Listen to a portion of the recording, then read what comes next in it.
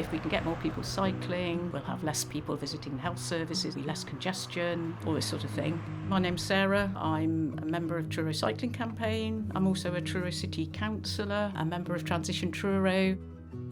So I'm out and about in the community quite a bit. In terms of cycling specifically, I guess I've always ridden a bike. I'm not call myself a leisure cyclist. I've ridden to get from A to B, partly because I don't have a car anymore. I guess I really got into cycling when I gave up my car about year 2000. It was mainly to do those sorts of trips that perhaps I couldn't do by walking, so sort of fairly short trips, to see friends, to get to play tennis. So just to do sort of those utility trips, really. Not having a car was good because it actually forced me to use other means of transport. I've always been interested in environmental issues. Well, about 20 or 25 years ago, I became more aware of the climate crisis and the need to do something about that, and went on several climate marches. And it was partly because I was interested in cycling.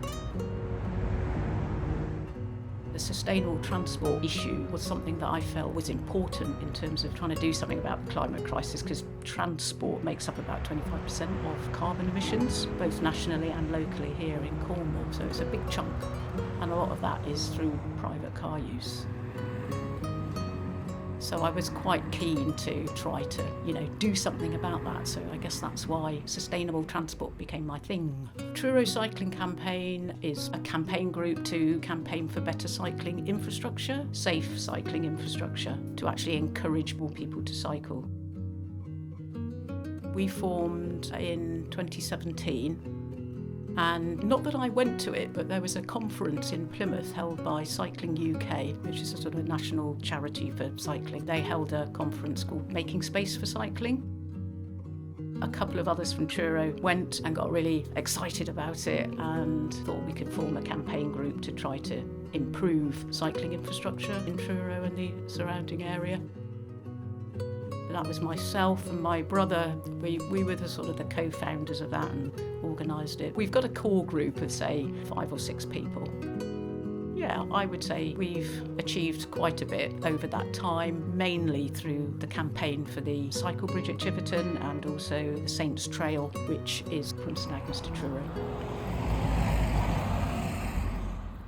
When we first set up, it wasn't long before our main campaign, and what has actually been much of our focus since then, was the Cycle Bridge at Chiverton. So at that time, National Highways, as they're called now, Highways England as they were called then, were proposing putting in a new dual carriageway between Chiverton and Carlham Cross, about 8 miles of new road.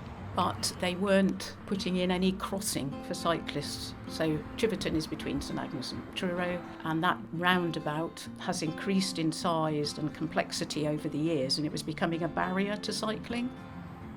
So that drove us to form our first campaign to respond to the planning application for that road, to say, look, you need to put a crossing in. That was a major campaign for us, so we got lots of the local population involved. We did photo shoots at the roundabout. We got 100 people to turn up one cold wintry day holding placards. So we got in the paper, and it was all to publicise the fact that there was no crossing going in here. Say, look, we really do need this. This will pay you back millions in terms of health benefits of cycling. We'll have less, if we can get more people cycling, we'll have less people visiting health services, so we'll save on that. Be less congestion, all this sort of thing. It was a very long campaign and actually only finished in 2022. So from 2018 to 2022, that's 4 years, it took to make sure the cycle bridge was delivered and the cycle path, the Saints Trail as it's now called, to be built. A decision was made back in 2019 that the bridge would go ahead, and COVID came in between, so nothing got done.